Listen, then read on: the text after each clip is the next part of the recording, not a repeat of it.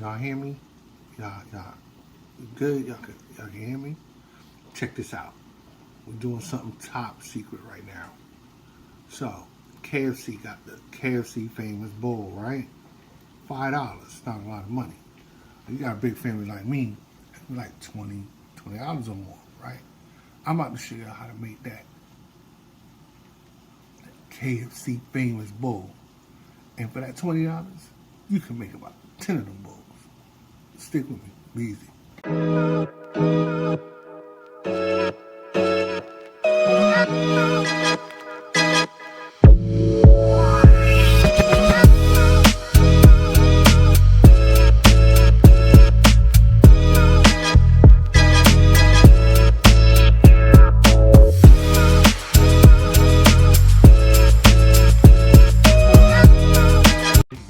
You're good. Go. So we rolling? You were rolling. Alright. So this is take 2 because I don't know. I should have watched that. I don't believe you. My daughter said I said breakfast bowl. You were saying it all last night. We're not making breakfast bowls. Alright, we're making something similar to the KFC famous bowl. So what that is corn, mashed potatoes, some fried chicken, and we have gravy and cheese. Now, clear up something, I'm not doing a KFC copycat. Watch my daughter's segments, I'm sure she will do one day. Although I did do oven baked KFC original, and I'll put that out there one day. But today is not about copying KFC. Today is about making their famous bowl and compared to their price, saving some money and having it be better tasting and better for you. All right, we're gonna start off with potato, and this doesn't have to be chopped any kind of fancy way or whatever. Somewhat uniform, so that they cook evenly. Because this is for our mashed potatoes. Now, you could have saved yourself some time, of course, and got a box of mash, and been part way through this already. But that's not how I do things. Just so you know, a little tip. I do have boxed mashed potatoes in the house. 1, because my daughter cooks and she got cooking with it. 2, if you ever have homemade mashed potatoes and you make them runny or you use the raw potato, which are a little bit more watery than normal, you can actually add a little bit of those flakes and it'll thicken those right up. They're also good in bread making as well too. So I'm gonna finish this up, not gonna bull y'all with me cutting 2 pounds of potatoes, and I will come back after I dump these in the pot. Be easy. Alright, so 2 pounds of regular russet potatoes, not fancy, not expensive. Remember, we're keeping this real low. For 5 pounds, you're gonna spend about 3 and some change nowadays. So 2 pounds cut somewhat evenly. We're gonna put these in some boiling water for about 10 to 12 minutes. A little bit of salt in the water, and just keep an eye on them. You don't want them super mushy, but you want your fork or knife or whatever you're using to run through them very easily. Okay? I'll be back. Alright, the potatoes are boiling. Those will be done in a couple of minutes. Now it's time for the chicken. Now, they say KFC uses, all white meat chicken. I used to work here years and years ago when I was a teenager. It was a lot different back then. But if they're using all white meat, that's what we're going to use today. We're going to use all white meat. And to start with, we have a couple of pounds of breast. Now I'm going to cut this roughly, not really inch size pieces. I could do the strips and then break the strips up after frying. Now I want every piece of chicken to be fully coated. Right? Nice and crispy all the way around. Sounds good to me. That sounds good? Mm-hmm.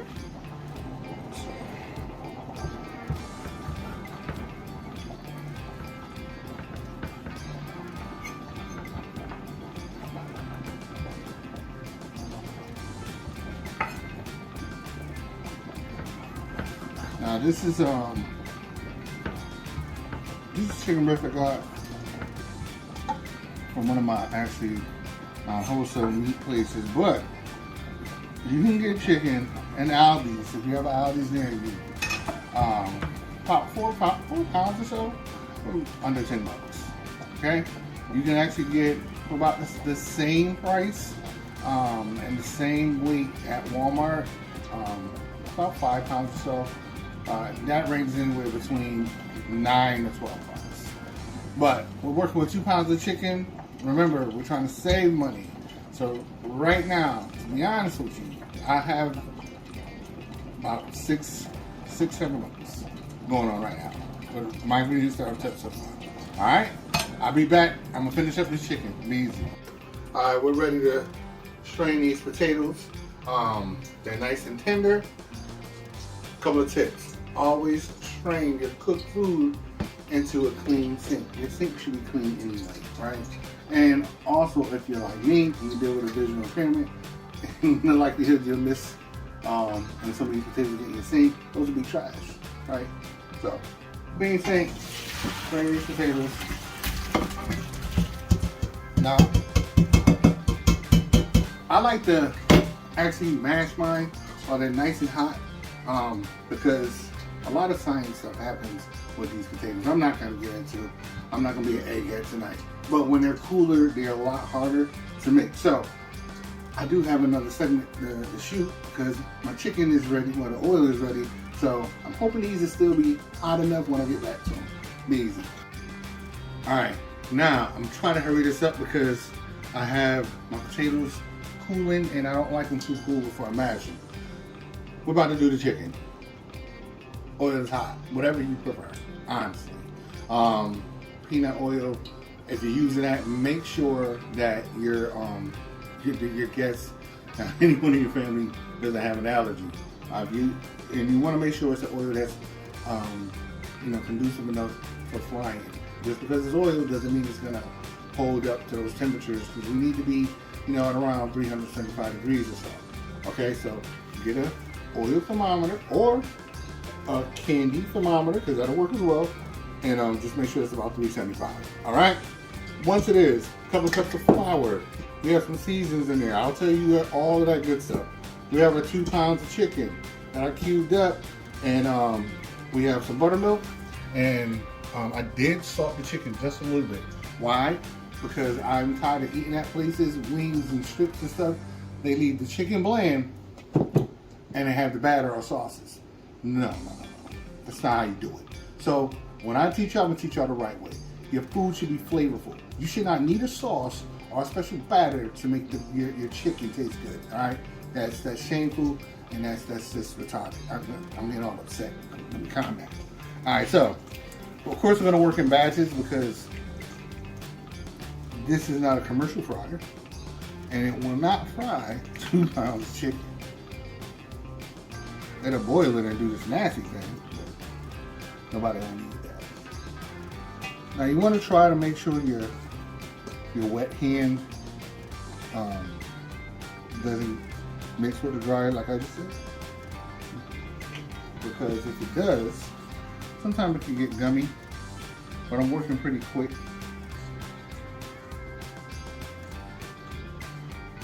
Alright, so I'm just going to drop a couple of these, and these are only going to cook tops 5 minutes. You want them temp 180, alright? Or is a nice trick, once you hear the frying quiet down, alright, when one of my grandmothers used to say, as it gets hushed, then you know that all of the blood and uncooked juices in the chicken have now cooked out. Alright? So we're going to place these in the pan.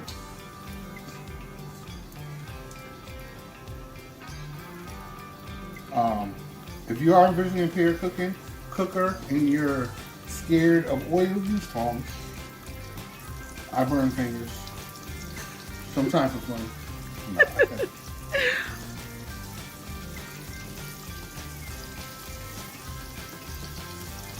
Alright, and so I'm going to let those set up a little bit for about a minute or so. For those who are excited, you see some of them are like close together. But before I turn them around, I want the oil to to get the breading cooked on there, or else when I do move them, guess what happens?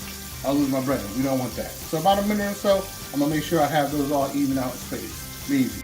All right, now I'm about to mix up these potatoes, but before I do, the chicken, a couple of the bigger pieces I just flipped a little bit, which is a good thing that I had someone with better vision today, because I thought I had enough oil to make sure all of those were submerged, and she actually was able to catch it. I would have too, because the tongs, when you touch them, kind of felt that they were not crispy. They were still a little mushy, but even still, when I fry, I like to fry a little deep, or make sure that I can actually get that texture right by filling it, because you don't want anything. I'm not worried about uncooking, but you don't want anything to have that nasty texture or consistency to it, right? So, also, we talked about the quieting of the oil. That's starting to quiet down. That actually has maybe about 90 seconds left. So we're going about 6 minutes or so with these chicken pieces here. All right, so now let's get these potatoes. In this, I have some butter, a little bit of milk. I didn't salt or pepper at all right now because I did add salt to the potatoes while they were boiling. So we'll taste that to see where we need to be. I'm just gonna get these mixed up. Medium speed. You can actually do this by hand as well.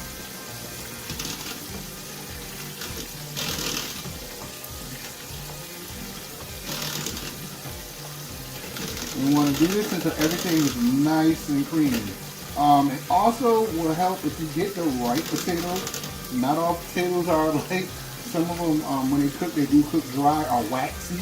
That is not a good mashed potato. Alright, I guess one of these days we'll do a long, boring segment of making mashed potatoes and which potatoes should be the good potato and all that. Or there's a lot of chefs out there who already do that. I'm gonna finish this up and I'll be back. And when that chicken is pulled and this is done, it'll be easy.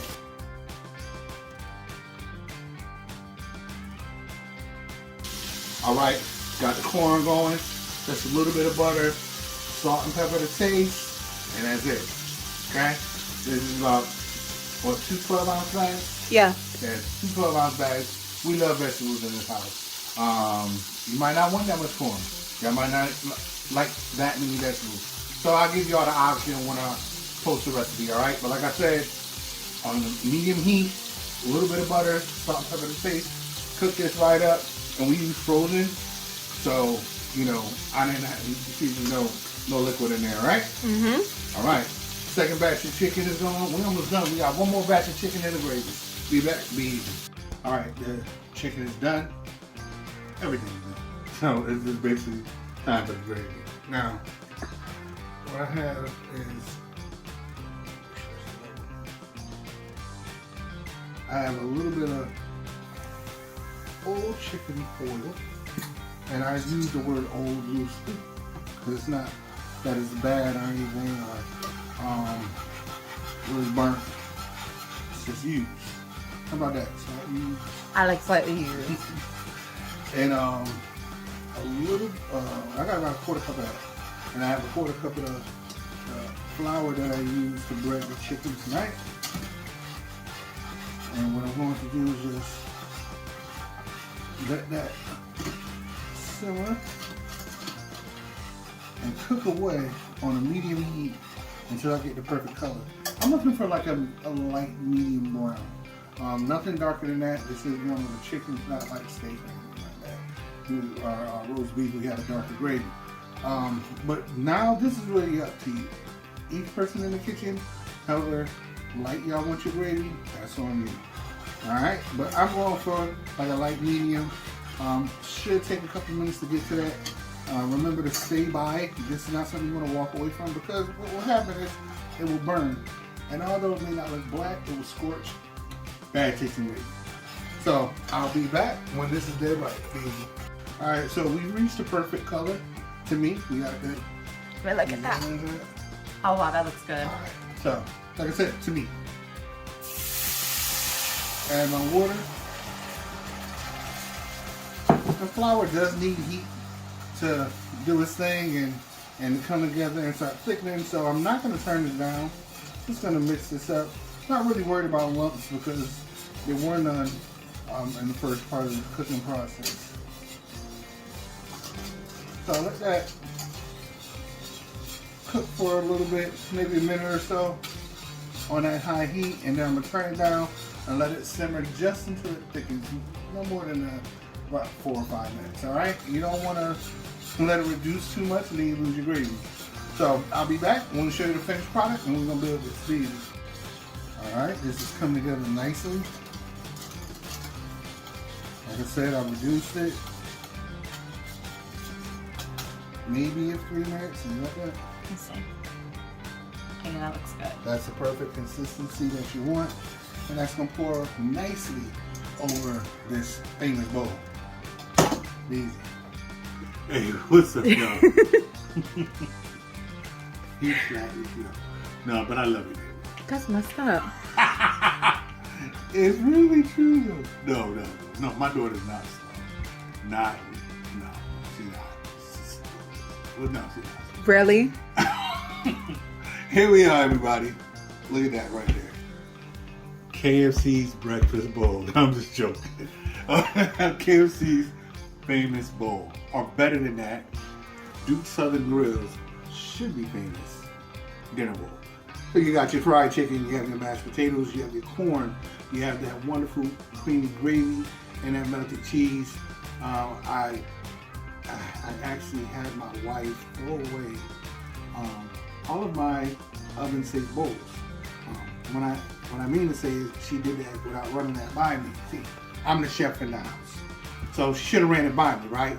Any of y'all think that I'm wrong on that, just hit me up in the comments. If I'm the one that's doing all the cooking, then you shouldn't be coming in my kitchen just because you know, the woman in the house, and throwing things away, right? I think I'm right. But anyway, so I had to use my skillet here. I think it actually presented better though. I think so. You think so? I think so. All right. You sound like you're mad because I said you're slow. You know what? I wasn't even thinking about that. First of all, I'm college educated and I'm very smart. Okay? Very smart? Yes. You're very smart? You I know, would have used intelligent. But anyway, so. you know what? I know you don't know. I rolled my eyes at you. See, but that's the glory of being visually impaired. I can't see if you roll your eyes. So see, that shows how slow you are. You gonna roll your eyes at somebody who Close the video. Anyway, yo, thank y'all for watching this video. It's been great. Another fun day. But I just want y'all to know that I was not, again, trying to copy KFC, their flavors or anything like that. Just doing something a little bit my way. And I stayed true to my word. This right here, this meal right here will cost you under $20. And you will get way more than the 4 servings you would get if you went to KFC and then the tax and the gas and yada, yada, yada, right? So do this. Tell me how you like it. It's a crazy world out there. Be safe. Be easy.